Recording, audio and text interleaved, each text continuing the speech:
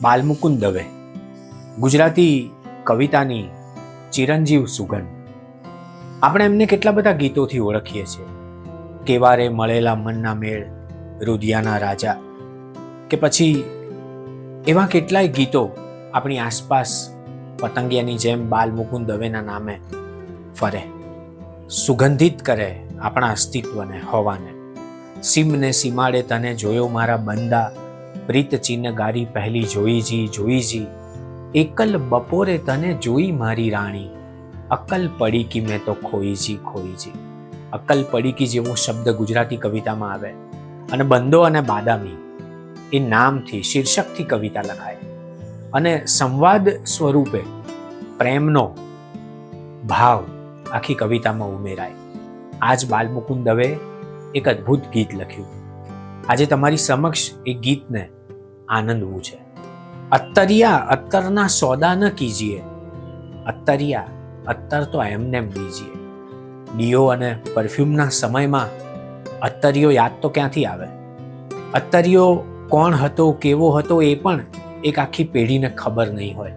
અત્તરિયો આવે અને આખી શેરી સુગંધમય થઈ જાય. અત્તરિયાને લાભ શું? જે ન ખરીદે એને પણ પૂમડું આપે અત્તરનું, જે ખરીદે એને તો આખી અત્તરની શીશી આપે, અને છતાંય એ દરેકને સુગંધિત કરતો જાય. અત્તરિયાના થેલામાં એટલા બધા અત્તરની સુગંધ હોય કે એનાથી આખું વાતાવરણ સુગંધિત થાય. કવિ અત્તરિયા જોડે સંવાદ કરે છે કે અત્તરિયા અત્તરના સોદા ન કીજીએ. કવિ જાણે અત્તરિયાને એમ કહે છે કે તું પણ એવો જ છે, તારી પાસે કશું જ નથી.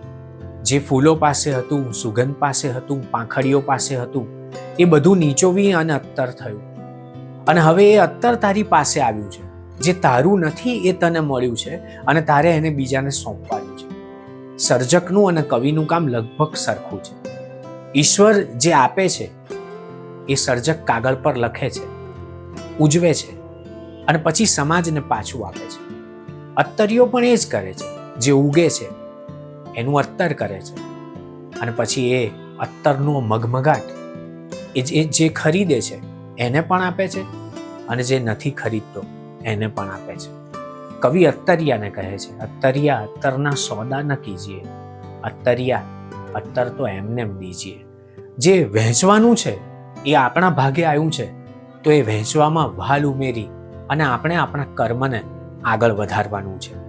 હાટડી પૂછીને કોક આવી ચઢે, તો એને પૂમડું આલીને મન રીજીએ. દિલની દિલાવરીનો કરીએ વેપાર ભલે, છોગાની ખોટ ખમી લીજીએ. એવું બને કે આ રોજ કોઈ ખરીદવાનું જ નથી અને છતાં એને અત્તરનું પૂમડું આપવાનું, તો કદાચ અત્તર તો ઓછું થશે પણ આપણા દિલની જે દરિયાદિલી છે એ ઓછી નહીં થાય. એનું એ અત્તર છે એ પણ પહોંચશે, એ પણ એનું એક વર્તુળ પૂરું કરશે. હાટડી પૂછીને, હાટડી એટલે દુકાન. હાટડી શબ્દ પણ હવે આપણા બોલચાલમાંથી ઉડી ગયો છે અત્તરની જેમ. ત્યારે એને યાદ કર્યો છે કવિએ કે કોઈક આવે તારી દુકાન ઉપર તો તું એને પૂમડું આપ, એનું મન રીઝે એવું કર. આપણે સામેવાળાને કેટલો આનંદિત કરી શકીએ છીએ, અને આનંદિત કરવામાં એની ખુશામત નથી કરવાની. આપણે જે સહજ છે, કોઈ આપણને મળે તો જેમ આપણો દિવસ સુધરવો જોઈએ એમ એનો પણ દિવસ સુધરે, એના માટે આપણે કેટલા કામ કરીએ છીએ. એવું શું કરીએ છીએ એ અત્તરિયા પાસેથી શીખવાનું છે. અત્તરિયો શું કરે છે? કવિ તો સલાહ આપે છે, પણ અત્તરિયો તો એ સલાહનો સંવાદ સમજીને એના જીવનમાં ઉતારી અને જીવે છે. હાટડી પૂછીને કોક આવી ચઢે, તો એને પૂમડું આલીને મન રીજીએ. દિલની દિલાવરીનો કરીએ વેપાર ભલે, છોગાની ખોટ ખમી લીજીએ. ઉભે બજાર લોક આવે હજાર, એની ઝાઝી ન પડપૂછ કીજીએ.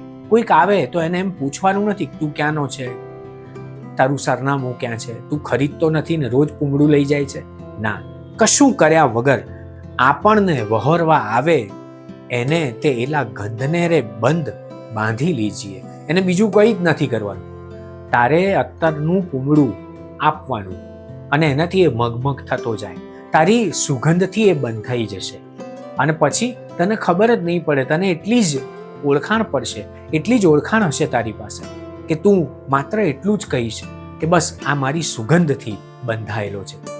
આપણું સાચું સરનામું તો આપણે સામેવાળામાં આપણી લાગણી કેટલી રોપીએ છીએ એની ઉપર જ રહેલું છે.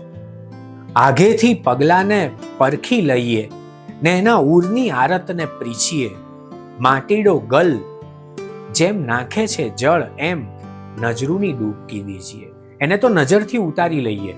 જેમ માછીડો માછલીની જાળ નાખે અને પછી એમાં માછલીઓ આવે, એમ તું સુગંધની જાળથી એ સામેવાળાને તારો કરી લે. અત્તરિયો બીજું શું કરે? સામેવાળાને પોતાનો કરી અને સુગંધિત કરે. આછી છાંટ જરી દઈએ છાંટીને એનો ફાયો સવાયો કરી દીજીએ. રૂએ રૂએ સૌરભની લહેરું લહેરાય એવા ઘટડામાં ઘેન ભરી દીજીએ. બીજું કંઈ જ નથી કરવાનું. તારા ફાયાથી આ થોડુંક અત્તર નાખી અને એના જીવતરને સુગંધિત કરવાનું છે. કેટલી મોટી વાત છે. ફાયો આખી પૂણી નહીં, કેટલાક અપેક્ષા આખી પૂણી નહીં રાખે, પણ એમનો જીવ તો પાછો ફાયા જેટલોય ન હોય. ફાયો એટલે અત્તરનું પૂંગળું, મગમગ થતું પૂંગળું, કાનમાં ભરાવાનું. અને આ જ અગત્યની વાત છે. આપણે સામેવાળાને આપણા હૃદયથી કેટલા સુગંધિત કરી શકીએ છીએ. આખી કવિતા કંઈક એવા ભાવ સાથે ચાલે છે. આપણે કોઈકને મળીએ ત્યારે આપણી હકારાત્મક ઉર્જા એને સ્પર્શી છે. આજે રોપાયેલું બીજ તરત ને તરત વૃક્ષ નથી થવાનું, પણ એ થાય કે ન થાય, આપણે બીજ વાવ્યું એની પવિત્રતા તો અકબંધ રાખી શકીએ. આખી એ કવિતા એક જ સૂચવે છે કે હું, તમે, આપણે સૌ એક નિમિત્ત છીએ અને આપણે દુઃખને વાગોળ્યા કરીએ છીએ અને સામેવાળાના વહાલથી, સામેવાળાના સુખથી દુઃખી થઈએ છીએ. આખી કવિતા એમ કહે છે કે આપણી પાસે જે છે એનાથી સામેવાળાને, આપણને મળનારાને, આપણા જીવનમાં જે આવ્યો છે ઋણાનુબંધ, એને સુગંધિત કરી શકીએ છીએ. તો આપણે સાચા અર્થમાં જીવીએ છીએ. કવિતાનું કામ પણ આ જ છે, અત્તરિયાનું. આમ તો ગુજરાતીઓ એવા જ છે, અત્તરનું પૂંગળું કાનમાં ભરાવે અને નક્કી જ ન કરે કે સૂંઘવાનું નાકથી છે કે કાનથી. જગ્યા આપી એટલે ઉપયોગ કરવો જ એ ગુજરાતીઓની લાક્ષણિકતા છે. પણ સાચી વાત તો એ છે કે કાનમાં ભરાવેલું પૂંગળું આપણા શરીરની આસપાસ મગમગ થતું રહે છે. બાલમુકુંદ દવેની કવિતાની જેમ તમે પણ અત્તરના સોદા ન કરતા, અત્તરના સ્નેહમાં ગરકાવ રહેજો.